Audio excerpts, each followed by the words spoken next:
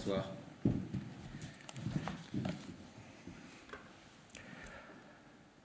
Bonsoir. La pandémie de Covid-19 touche 181 pays et concerne plus de 1 140 300 personnes dans le monde, dont 236 000 sont guéris. Les États-Unis rapportent le plus grand nombre de cas au monde, plus de 278 500, 21 000 de plus qu'hier. L'Espagne a 125 000 cas, l'Italie près de 120 000 et l'Allemagne plus de 92 000. Le total des décès de cas confirmés est de 60 887. L'Italie déplore 14 681 décès, l'Espagne 11 744 et les États-Unis 7 826. En France, les données hospitalières qui nous remontent de 947 établissements de santé, publics et privés, démontrent l'impact très sévère du coronavirus et de cette épidémie exceptionnelle. Aujourd'hui, 28 143 personnes sont actuellement hospitalisées pour infection à Covid-19. C'est 711 de plus qu'hier. Et en détail, ce sont 2 822 nouvelles hospitalisations arrivées à l'hôpital, mais aussi, et c'est important, 2 111 sorties. Les 711 que je vous donne de plus sont donc bien un solde, les entrées moins les sorties. 6 838 cas graves nécessitent des soins lourds, en soins intensifs, soins continus, réanimation. Ce sont des formes graves chez les adultes. 35% des patients hospitalisés en réanimation ont moins de 60 ans, 60% ont entre 60 et 80 ans. 105 personnes sont hospitalisées en réanimation et âgées de moins de 30 ans. Au cours des dernières 24 heures, 502 nouveaux cas ont été admis en réanimation, contre 641 hier et 729 jeudi, grâce aux sorties qui sont de plus en plus nombreuses. Il a été donc nécessaire finalement de prendre en charge 176 patients supplémentaires dans les services de réanimation. Ce besoin permanent de trouver de nouvelles places augmente moins rapidement chaque jour. Il était de 263 nouveaux patients à prendre en compte vendredi, 382 patients supplémentaires jeudi, 452 mercredi, 458 mardi et 475 lundi. Il correspond bien au solde de patients supplémentaires à prendre en charge chaque jour. C'est un indicateur important qui permet de percevoir la tension dans les établissements de santé et le besoin de mobiliser toutes les ressources humaines et logistiques disponibles. Dans les Outre-mer, Guadeloupe, Guyane, Réunion, Martinique, Mayotte, on relève 155 hospitalisations contre 167 hier, dont 43 en réanimation et 122 retours à domicile.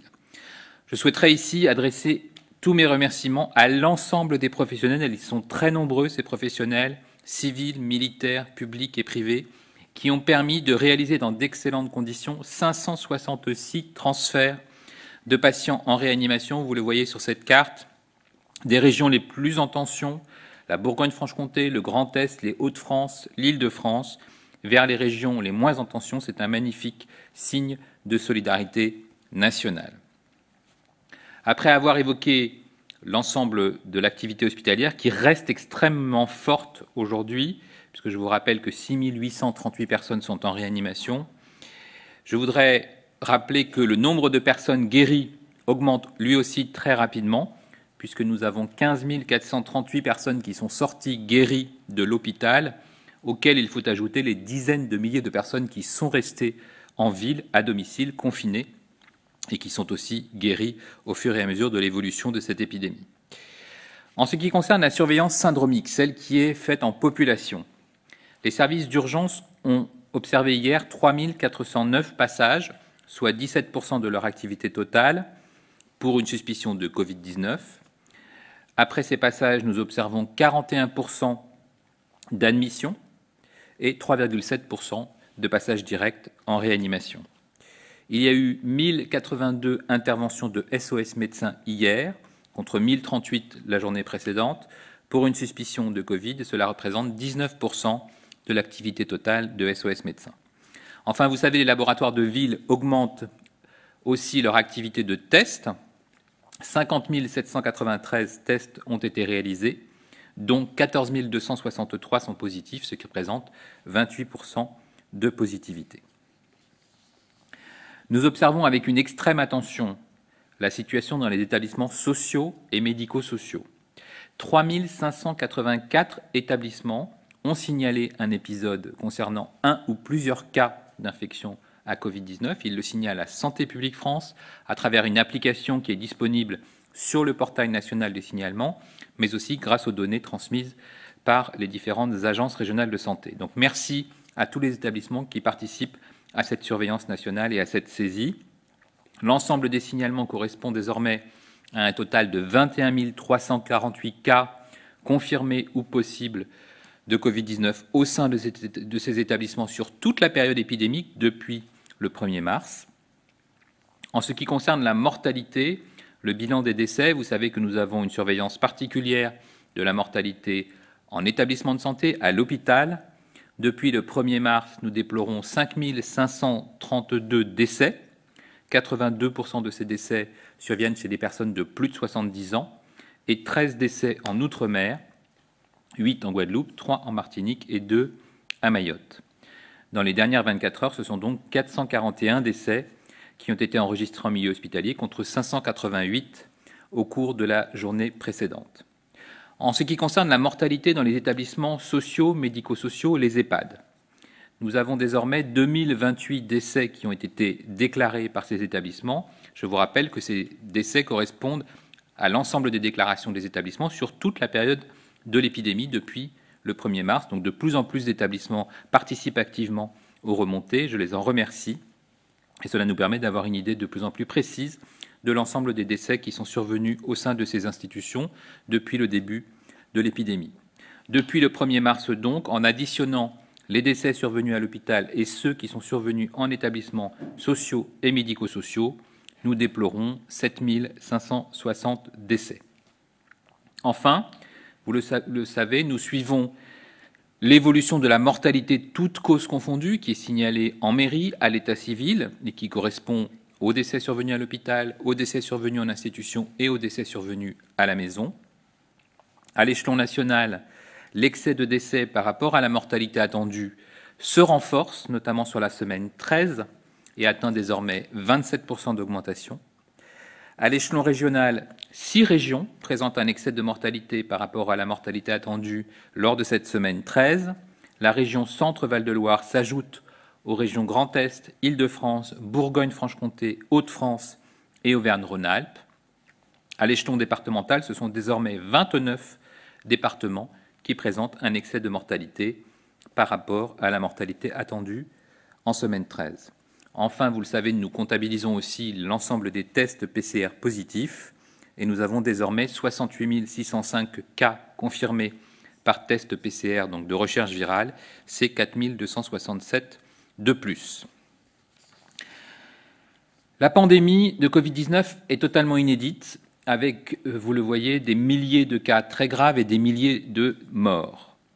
Il est donc absolument impératif de respecter les consignes du confinement et de poursuivre l'application rigoureuse des gestes barrières et de la distance physique entre individus, cette fameuse distance d'au moins 1 mètre. Ce n'est pas le moment de relâcher l'effort, je le redis ce soir, restez chez vous pour sauver des vies.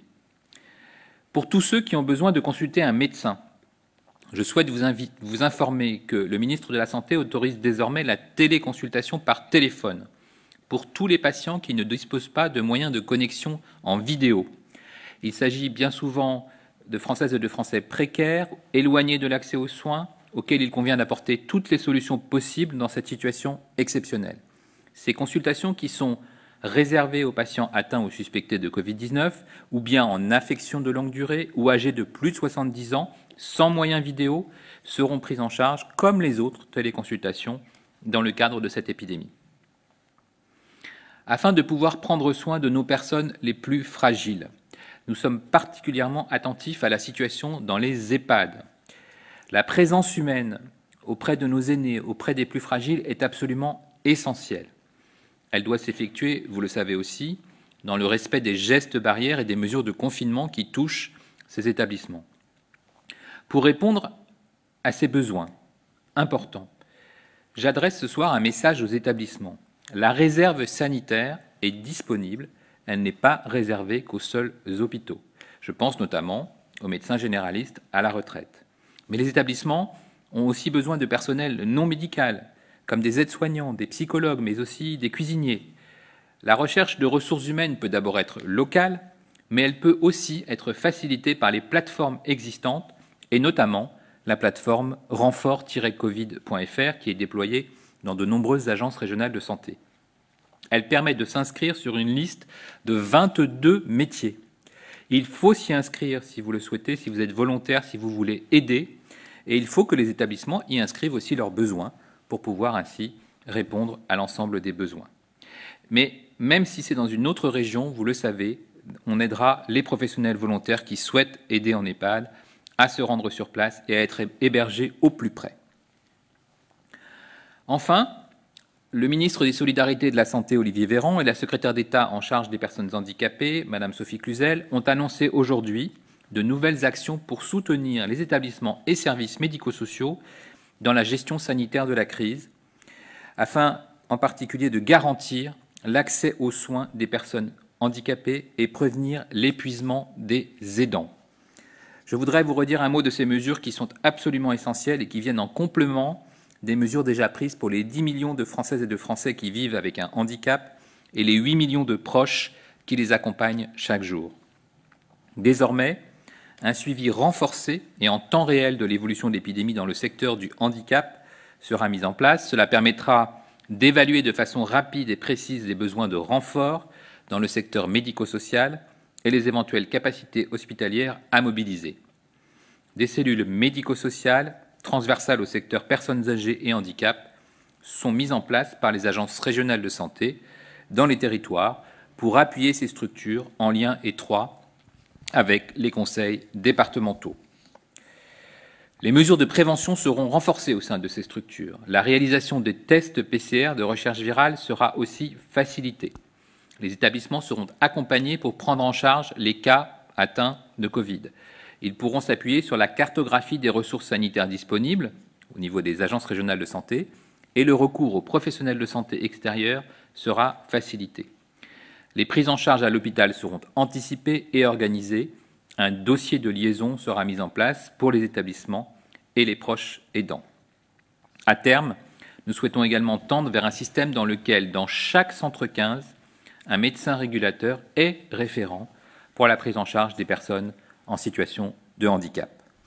Enfin, nous renforçons la continuité de l'accompagnement médico-social pendant la durée de l'épidémie. Le détail de ces mesures très importantes sont recensés sur le site du ministère des Solidarités et de la Santé. Enfin, je voudrais terminer par un mot important, un mot de l'avenir, un mot de la recherche. Des essais cliniques sont en cours, des essais cliniques qui concernent des patients, des personnes malades. Les recrutements, les inclusions se déroulent comme prévu et incluent des centaines de personnes malades, plus de 400 dans l'étude Discovery, plus de 200 dans l'étude Corps Immuno. Vous l'avez peut-être appris aujourd'hui, un essai clinique consistant à administrer à 10 malades atteints du Covid-19 une solution issue du sang d'un ver marin aux propriétés oxygénantes va pouvoir démarrer après l'accord obtenu en urgence grâce à la mobilisation du Comité de protection des personnes et à l'accord de l'Agence nationale de sécurité du médicament. L'assistance publique, Hôpitaux de Paris, en partenariat avec l'INSERM et l'Établissement français du sang, va débuter lundi un essai clinique dit de sérothérapie qui va étudier si l'injection de plasma dit thérapeutique de personnes guéries du Covid-19 et donc qui ont potentiellement des anticorps protecteurs pourrait aider les personnes malades les plus graves à lutter contre le virus. Vous voyez, il y a ce soir des lueurs d'espoir dans la mobilisation de nos soignants et dans la mobilisation de tous nos acteurs de la recherche. Je vous remercie. Une question pour Hospimédia. Dans un message d'alerte rapide sanitaire daté du 3 avril, vous jugez acceptable la réutilisation des surblouses à usage unique. Qu'en est-il exactement? N'est-ce pas problématique? Est-ce que ce retraitement concerne-t-il d'autres matériels à usage unique? Alors, nous évaluons avec les spécialistes de l'hygiène hospitalière, ce sont les équipes hospitalières qui nous saisissent et ce sont les agences nationales sanitaires qui valident ce type de process. Vous savez, pendant des années, on a utilisé de l'usage unique et on a tout jeté.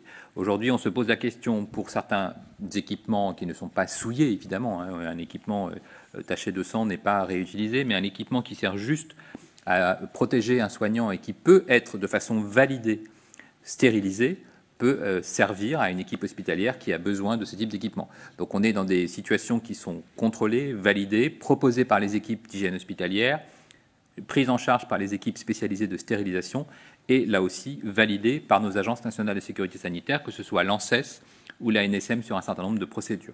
Donc on est vraiment très attentif à la sécurité sanitaire de ce type de traitement et de procédure du matériel. L'APM, concernant les EHPAD, il semble que les données ne sont pas enregistrées dans l'outil national dans plusieurs régions sur consigne des ARS. Comment expliquer cette situation et quand le système sera-t-il unifié pour disposer des données les plus exhaustives possibles? Alors, je vous le dis ce soir, les données sont vraiment très bien remplies. Il y a eu une différence de saisine puisque certaines ARS avaient mis en place leur propre protocole de saisine avant même que nous ayons le dispositif de Santé publique France. Donc c'est juste un transfert de ces données vers le dispositif national et une sécurité pour les Français que de savoir que ces données sont nationales, validées, que l'on parle bien de cas confirmés ou de cas possibles, que l'on parle bien de l'ensemble de la période de l'épidémie et que l'on parle bien de décès survenus en établissement, puisqu'on pouvait avoir au départ des décès qui étaient signalés aussi chez des résidents d'EHPAD, mais qui étaient décédés à l'hôpital. Donc on ne peut pas se permettre d'avoir des décès qui ne sont pas correctement pris en compte, soit oubliés, soit comptés 2 fois. Et donc on avait besoin d'être très rigoureux dans cette procédure de recueil, mais c'est exactement le cas ce soir. De très nombreux établissements, je vous ai dit plus de 3000 participent au recueil. Il y a aussi des établissements qui, fort heureusement, nous disent qu'il n'y a pas d'épidémie, qu'il n'y a pas de cas au sein de leur établissement et qu'il n'y a pas de décès, tant mieux. Et donc on voit qu'aujourd'hui, il y a une très forte mobilisation de ce secteur médico-social pour participer au recueil national. Une deuxième question de l'APM. Est-ce que des recommandations sont prévues concernant les centres ambulatoires Covid-19 ? Alors, les centres ambulatoires, on est sur une autre prise en charge. On est sur, premièrement, de l'accès aux tests.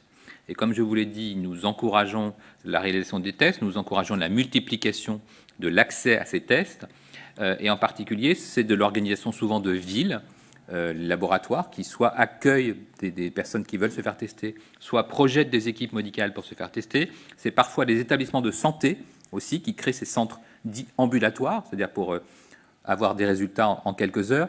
Et donc, c'est aussi des capacités de prise en charge médicale, puisque certaines équipes soignantes, et en particulier de médecins libéraux, se sont organisées pour qu'il y ait d'un côté une filière Covid et de l'autre côté une protection des autres patients, parce que je vous rappelle, nous sommes aussi très attentifs à ce que les autres patients qui ont une pathologie chronique soient pris en charge dans d'excellentes conditions. Donc ce sont des organisations qui se sont mises en place sur le terrain, au plus près des besoins des patients et au plus près de l'organisation elle-même des professionnels de santé. RFI, le solde de nouveaux patients admis chaque jour en réanimation diminue. Est-ce que cela signifie un premier pas vers la fin de l'épidémie ou est-il trop tôt pour le dire ? Comment expliquez-vous cette baisse du nombre de patients admis en réanimation ? Est-ce l'impact du confinement ?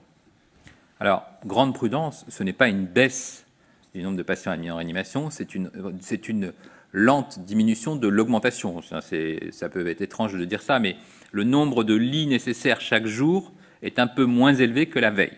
Mais on doit quand même en permanence accueillir de nouveaux patients et le nombre total de patients en réanimation continue de progresser. Certes, il progresse moins vite, mais il continue de progresser. Et ce soir, nous n'avons jamais eu autant de patients en réanimation. C'est plus qu'hier.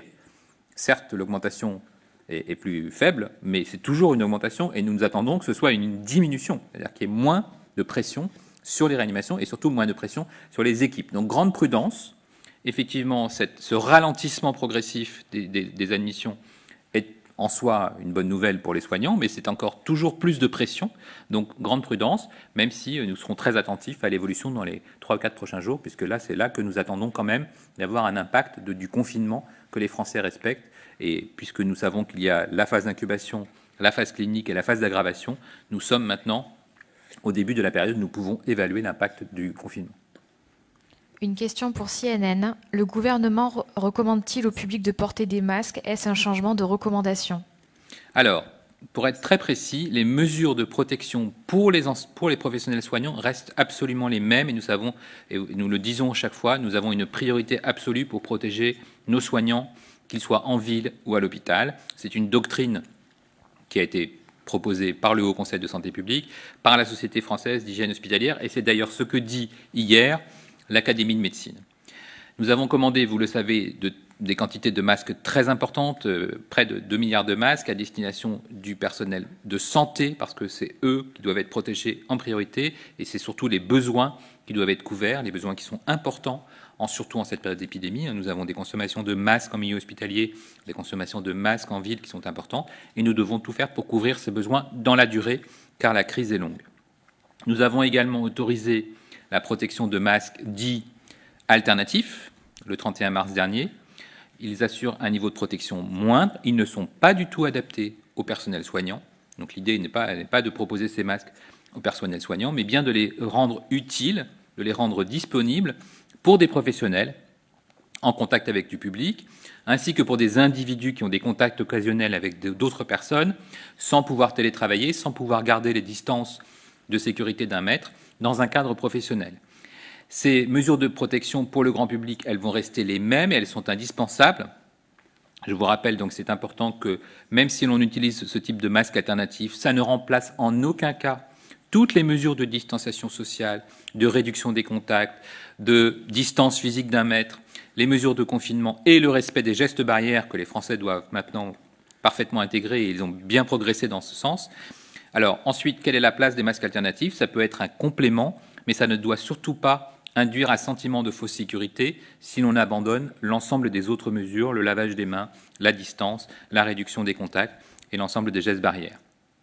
Depuis le début de cette épidémie, nous apprenons chaque jour, avec ce nouveau virus, avec en particulier, et vous le savez, de très nombreux échanges entre les instances internationales. L'Organisation mondiale de la santé, les CDC américains, qui sont les centres de référence pour de nombreuses maladies infectieuses. Et Olivier Véran, le ministre des Solidarités et de la Santé, l'a dit très bien ce matin, on doit être capable de produire des masques pour des personnes qui ne sont pas des soignants. Ce sont ces fameux masques alternatifs. Ce seront donc des personnes en deuxième ligne qui vont être en contact étroit avec le public. Et puis peut-être qu'un jour, nous proposerons à tout le monde de porter une protection, mais on n'en est pas là. Tout ça se discute, vous le savez, avec les experts, avec le conseil scientifique, avec les experts de virologie, toutes les agences sanitaires nationales.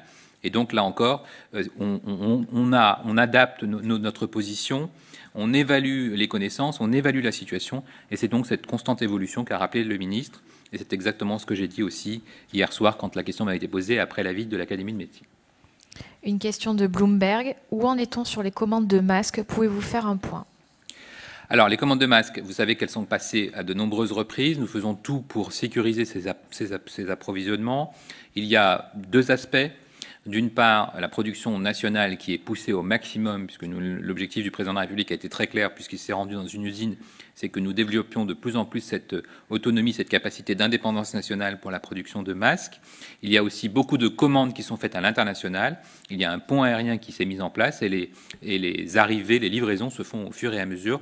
Nous en attendons d'ailleurs la semaine prochaine. Donc c'est des arrivages constants que nous attendons pour répondre aux besoins importants, aux besoins hebdomadaires importants du personnel soignant, parce que je le répète, ces masques sont vraiment destinés à couvrir les besoins des personnels soignants. 3 questions pour Le Monde. La première, selon vos projections, combien de lits de réanimation faudra-t-il ouvrir d'ici le 15 avril pour accueillir l'ensemble des malades Covid graves? Alors, sur l'ouverture des lits, nous avons évidemment une procédure d'anticipation, puisque nous travaillons évidemment avec les équipes de réanimation, avec les directeurs d'établissement, avec les agences régionales de santé et avec les épidémiologistes qui nous alimentent au fur et à mesure que les indicateurs arrivent sur l'évolution de la courbe. Nous voyons aujourd'hui que nous atteignons un niveau historique. Le nombre de patients ce soir est très important, mais nous avons encore une marge de progression puisque les hôpitaux font toujours en sorte d'avoir des lits d'avance.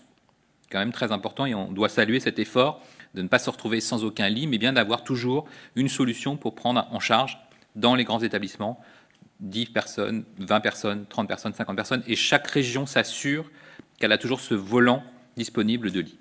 On voit, et vous l'avez souligné tout à l'heure, que l'augmentation du nombre de lits nécessaires se réduit petit à petit, et tant mieux pour les équipes, tant mieux pour les hôpitaux. Mais nous gardons toujours cette capacité de réponse, et nous gardons aussi, vous le voyez sur cette carte, notre solidarité nationale, c'est-à-dire que si une région se retrouvait en trop forte tension, nous continuerions, nous développerions ce type de transfert, puisqu'il est désormais parfaitement validé. On en a fait plus de 560.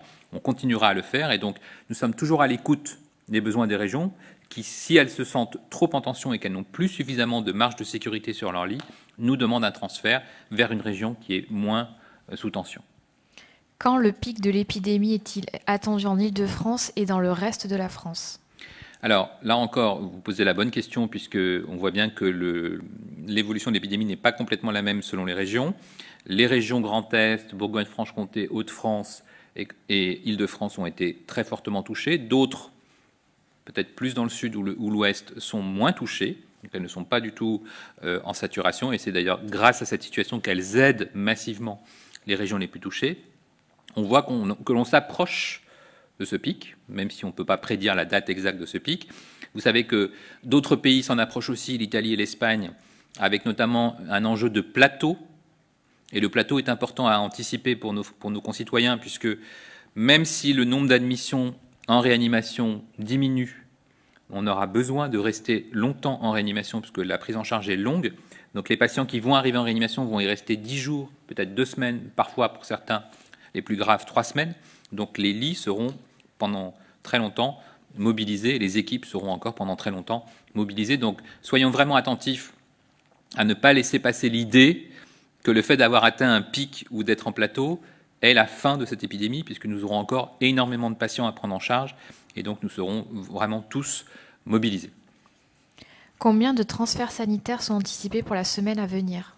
Alors vous voyez, nous avons 566 transferts de réanimation, de patients de réanimation déjà réalisés, et nous nous adaptons à chaque fois aux besoins.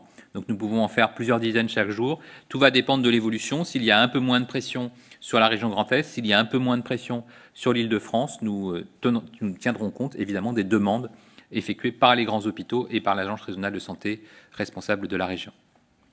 Je vous remercie, c'était la dernière question. Merci beaucoup. Bonne mission.